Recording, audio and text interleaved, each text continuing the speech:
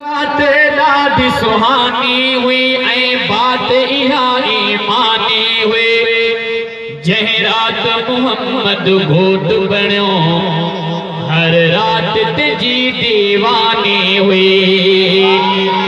उहा ॾाढी रात सुहानी हुई ऐं बात इहा ईमानी हुई।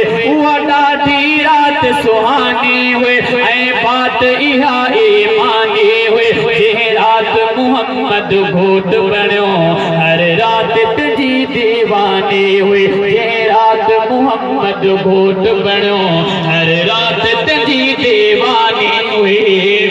ओ सिद्दीक़ जे न्याणीअ खे घर आंदो जनाब निया पोचो न चवां ख़ुद खे महकायो गुलाब निया। सिद्दीक़ जी न्याणीअ खे घर आंदो जनाब निया पोचो न चवां ख़ुद खे महकायो गुलाब निया। हर खुशबू थी मस्तानी हुई ऐं बात इहा ईमानी हुई।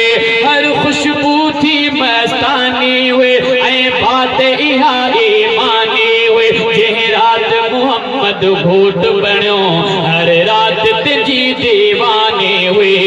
कुंवारे तन कुर्ब कया घोटे तन प्यार पसिया। सिद्दीक़ महबत जा बस नेण बिछाया। कुंवारे तन कुर्ब कया घोटे तन प्यार पसिया। सिद्दीक़ महबत जा बस नेण बिछाया।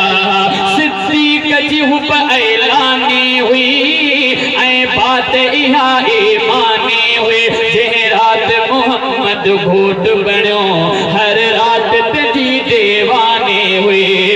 ओ रोज़न ऐं नमाज़ुनि जे पाबंद अमा मिठड़ी ग़ुलाम उलरा क़ादिर पाकीज़ अमा मुंहिंजी। रोज़न ऐं नमाज़ुनि जे पाबंद अमा मिठड़ी उलरा ग़ुलाम क़ादिर पाकीज़ अमा मुंहिंजी। सुबहान जी सच्ची बानी हुई ऐं बात इहा ईमानी हुई। जंहिं रात मोहम्मद घोट बणियो हर रात तुंहिंजी मस्तानी हुई। ओ जाॾे बचड़ा तुंहिंजो पेर ताॾे ख़ालिक़ कंदुई ख़ैर।